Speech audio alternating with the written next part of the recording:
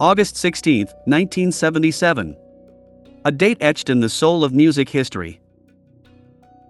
The sun was setting over the white columns of Graceland, but inside those walls, a cold silence had taken over.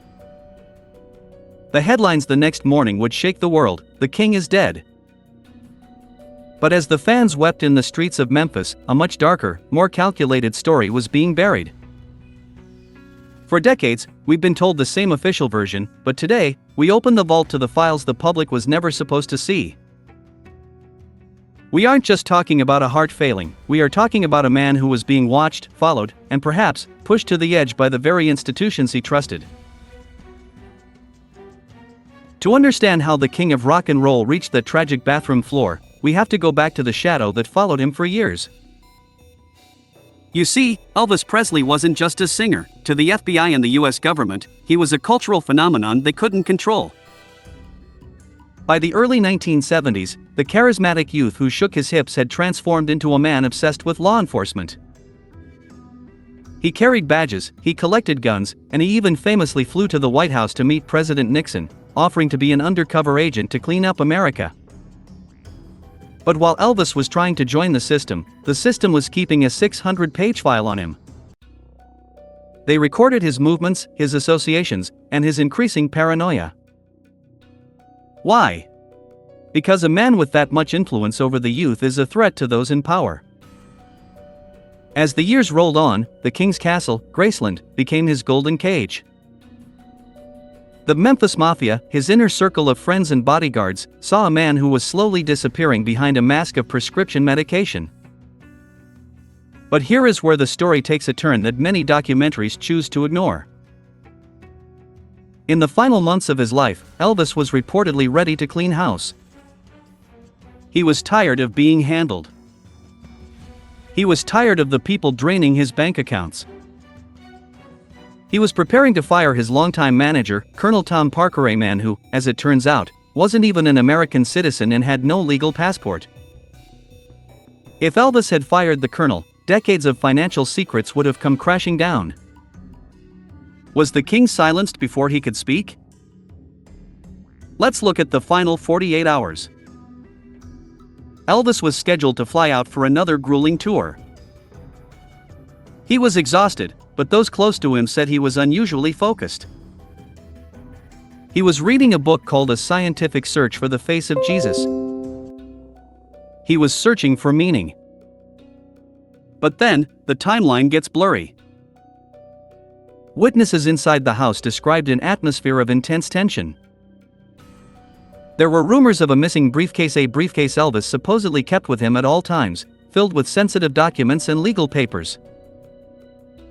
To this day, that briefcase has never been found. When his body was discovered by Ginger Alden, the scene was chaotic. The paramedics arrived, but the room had already been touched. Things had been moved. The autopsy report was immediately sealed for 50 years by the family. Why 50 years? What could be so damaging in a medical report that it needs to stay hidden until 2027? The official cause was cardiac arrhythmia, but independent investigators have pointed to a cocktail of substances that no human heart could withstand. Yet, the mystery deepens when you look at the FBI's involvement. Sources suggest that Elvis had become an informant in an undercover investigation involving a group known as the Fraternity, a white-collar crime ring. Was the king of rock and roll a marked man?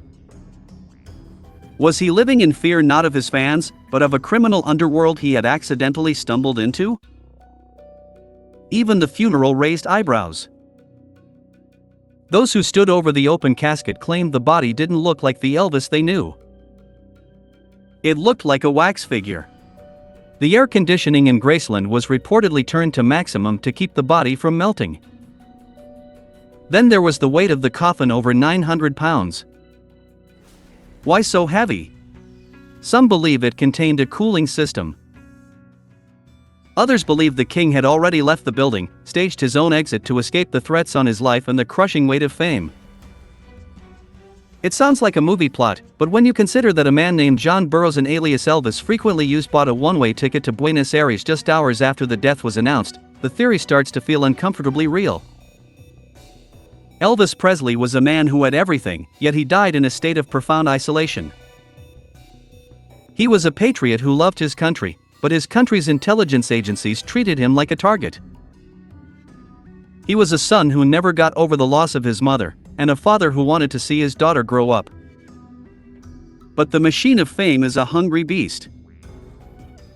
It took his talent, it took his money, and eventually, it took his life. Whether he died that day in Memphis or escaped to a quiet life in the shadows, the truth is that the Elvis Presley we saw on stage was only a fraction of the man behind the curtain. As we close the vault today, we are left with the images of those FBI files, the missing briefcase, and the sealed autopsy. In a world of bright lights and loud music, the king's greatest secret remains in the dark. But legends never truly die. They just wait for the right time to be told. The king has left the building, but the mystery is still very much alive.